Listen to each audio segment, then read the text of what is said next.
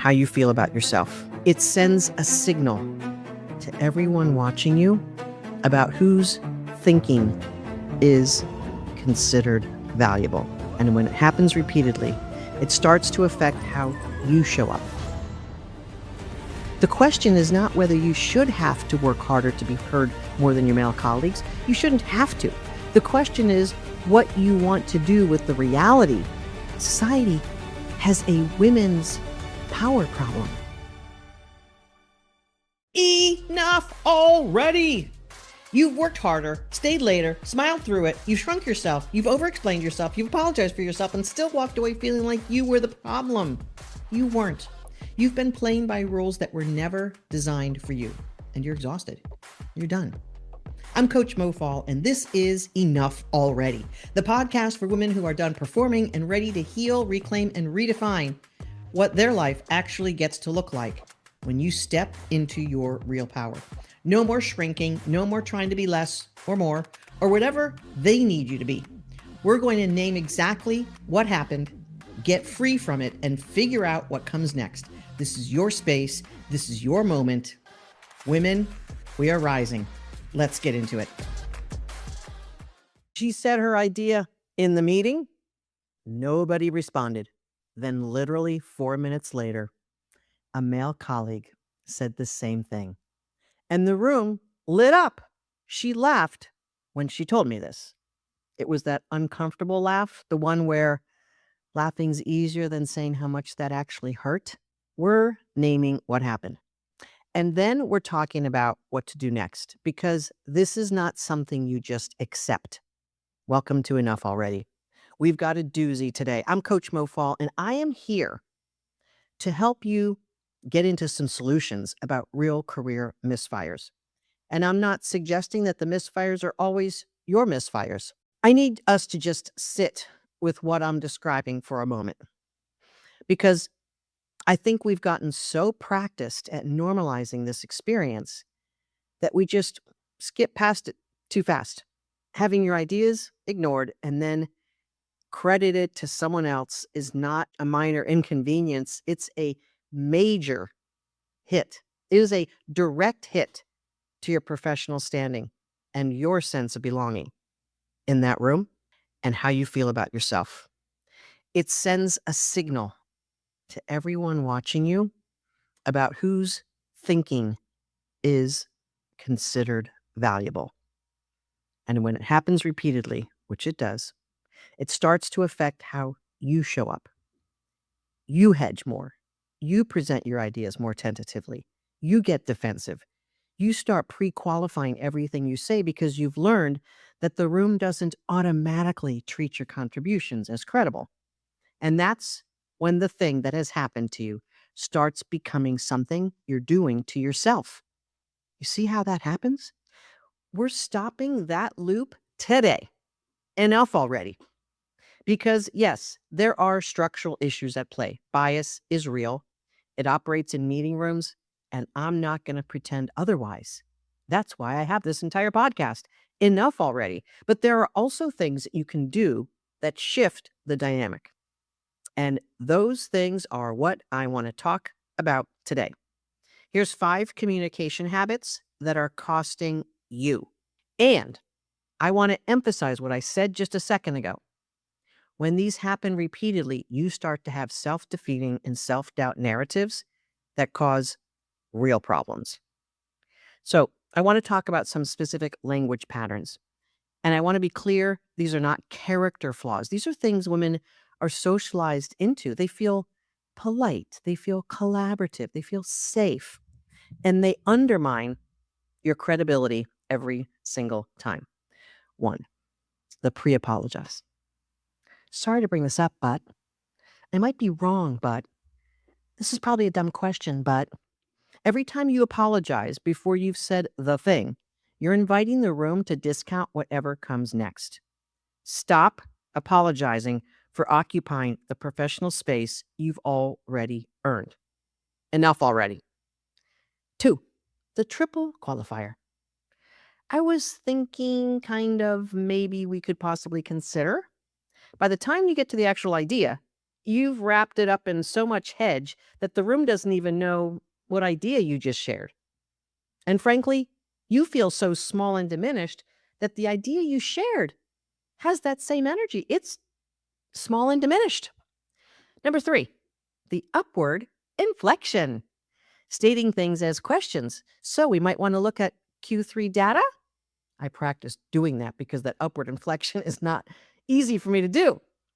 So looking at Q3 data is a downbeat.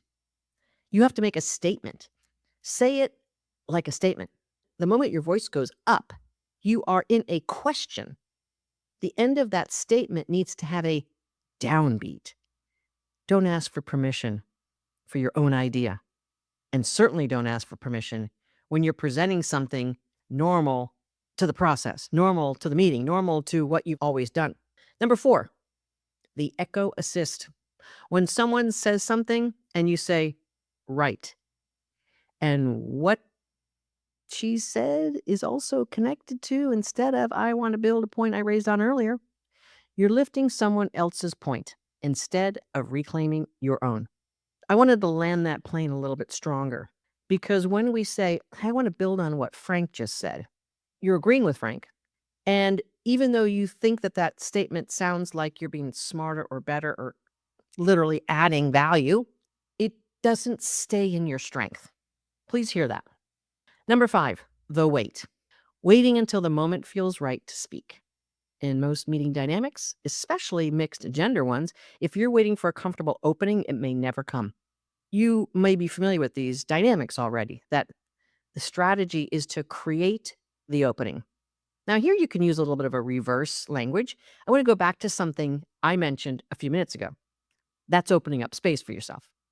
You're allowed to do that. It's a meeting, not a performance.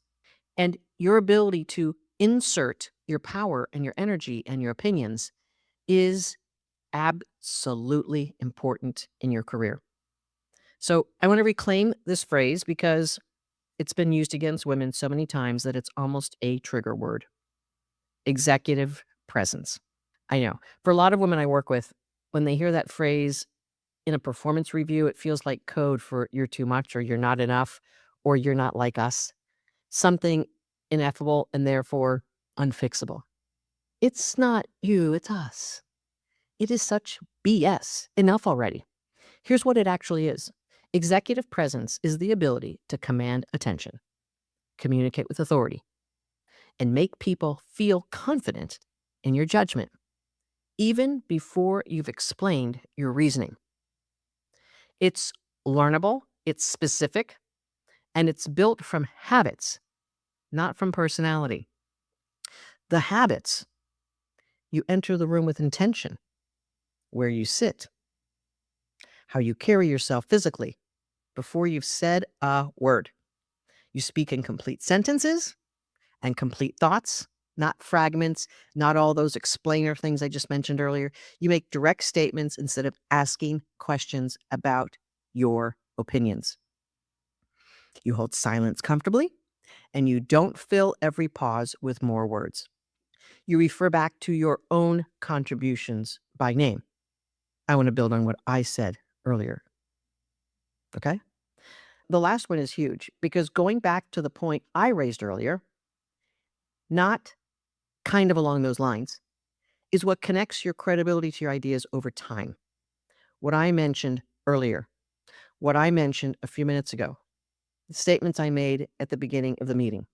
Executive presence is not about being louder or more dominant. It's about being clear, deliberate, grounded, and consistent about claiming the professional space that is already yours. I want to talk to the woman now who's starting to wonder if the problem is her. If the meeting pattern keeps repeating, if people keep talking over you or past you, if you've tried being more assertive and gotten feedback that you're being too aggressive, if you're caught between two versions of the same impossible standard, here's what I want you to know. The experience you're having is real. The bias operating in those rooms is real. It's been documented, studied, and yet no solutions. And none of that is a verdict on your capability. It's a description of the environment. Society has a women's power problem. The question is not whether you should have to work harder to be heard more than your male colleagues. You shouldn't have to. The question is what you want to do with the reality that you need to. And what I've seen across 2,000 women across every industry is that the ones who find their way through don't do it by getting angrier or shrinking further. They do it by becoming undeniably, specifically, strategically visible, not louder, clearer, not more aggressive, more deliberate. Can you do that? Can you put yourself in a scenario, in a frame of mind, in a frame of soul power where your ideas have value the first time you say them, not the third time, not when someone else repeats them? It's time to say them like you mean it. So I want to take a little bit of a moment here for Mo's commercial interruption. The Mobi I built several months ago, built on my knowledge base as an AI agent operating in a very confined relationship with you and that knowledge base, is my actual language and coaching, not in theory, but in practice. Mobi will help you notice the specific patterns that are costing you your credibility in your specific context. You'll speak with her back and forth, and she'll do real practice with you, the meeting frame, the language upgrade, the way to reclaim an idea that got passed over in real time, or, well, after the meeting anyway, or before it. Back and forth. You'll go with Mobi, and she'll help you refine how you say something and how you feel about yourself. This is the kind of thing that makes a real difference in your next meeting, not eventually, the next one, and not waiting until your next coaching appointment with me or your next group session. No, no, no. In real time. Click on the Mobi link below. I'm sure there's one around this video. www.mofall.mobi, M-O-B-I. She's your pal, and you and her are going to have a relationship, and she's going to help you to be proactive once she understands what your challenges are. So here's the one thing to stop, the one thing to start, and the one thing to carry forward this week. One thing to stop. Stop apologizing before you say the thing. The pre-apology is not humility. It's a permission asking, and you're giving permission for people to dismiss you before you've finished, before you even started. That has to go immediately. Make a note of it if you have to. One thing to start. This week in one meeting, say one thing without a qualifier in front of it. One statement that doesn't start with a, I might be wrong, but, or this is just me, but. No. One clean statement. Notice how it lands. Notice how it feels in your body to be more powerful, to be more clear, more direct. That feeling is important information. And here's one truth for you to carry forward. Executive presence is not a personality trait that you either have or you don't. It's a set of practiced habits, and every single one can be learned. Your voice has always been worth hearing. It's time to deliver it like you know that. So before you go and start implementing these specific action items, today's episode landed somewhere real. If something stirred that you haven't had space to look at, Mobi is there for you tonight, not next week, tonight. Mobi is Coach Mo's, my powered coaching platform built on 12 years of my methodology of coaching 2,000 clients, up-leveling their careers, their leadership, their executive presence. She'll meet you where you are, ask you questions that cut through the noise, and help you do the soul work before the strategy. That's when things change. And if that's a consistent change every single day, you've now made it a habit. The link is in the show notes. Soul first, strategy next, every time. If you like this episode, share it, like it, give us a review. We'd love your continued support to share the message of how women are winning and enough already. See you in the next episode. If today's episode hit home, share it with a woman who needs to hear it. Because the best thing we can do is make sure no woman sits alone in an experience that has a name. You've been listening to Enough Already. I'm Coach Mo Fall. Please subscribe and like and comment so this can be sent to more women just like you who needs to hear there is a different way. Take good care.